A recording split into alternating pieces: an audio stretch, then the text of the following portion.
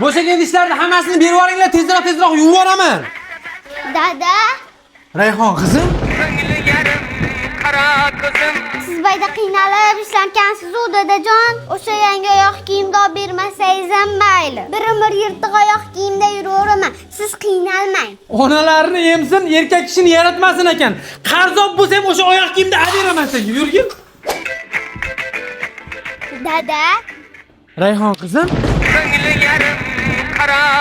sizni qadringizga yetmabman. Meni kechiring. Kecha aytgan qimmat qo'g'irchog'imni olib bermay qo'yavering. Bir umr xolakam o'ynashga roziman. Siz qiynalmang dadajon. voydod jonim qizim. Sen uchun kechqurun ishlab, kunduzi tinmay qo'g'irchaga beraveraman. Yur. Assalomu alaykum. Namangandagi Ahmad dodaga xush kelibsizlar. O'sha mashhur tabamizni yeb ko'ringlar, sirli shashlik olib kelaymi? Dada, Ye. Uzra persepim kelib qoldi. Ona qizim.